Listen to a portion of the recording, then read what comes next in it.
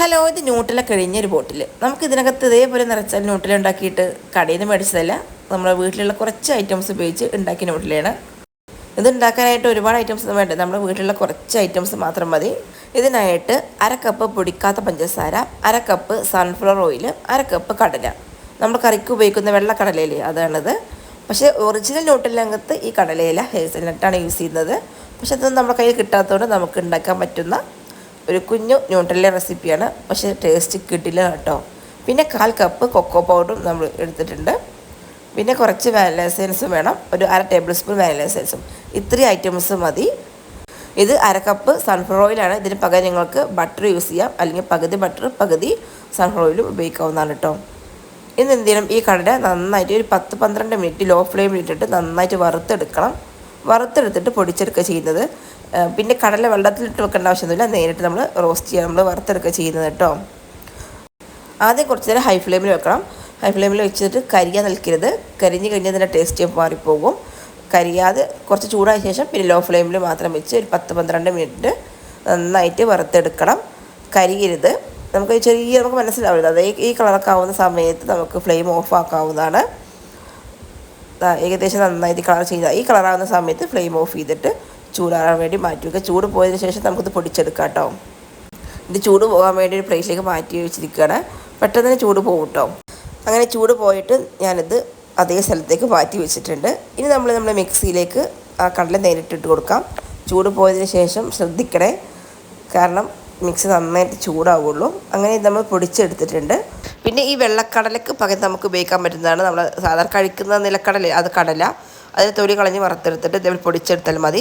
അതുപോലെ കാഷ്യൂനട്ടും ഇതേപോലെ പൊടിച്ചെടുത്തിട്ട് 2 കാഷ്യൂനട്ടും കടലയും കൂടിയും ഇതേപോലെ പൊടിച്ചെടുത്താൽ മതി, കടലയ്ക്ക് പകരം കേട്ടോ.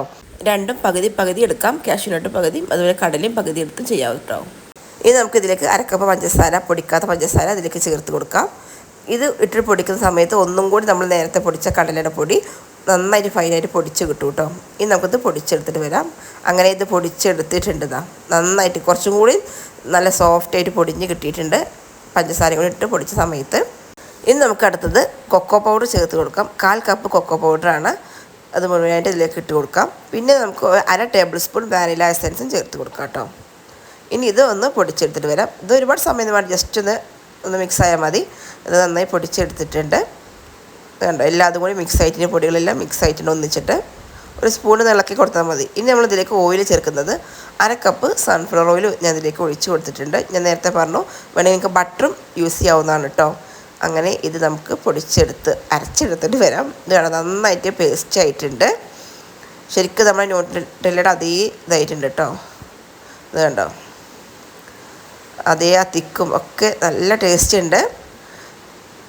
ഇനി നമുക്കത് നമ്മുടെ ബോട്ടിലേക്ക് മാറ്റാം.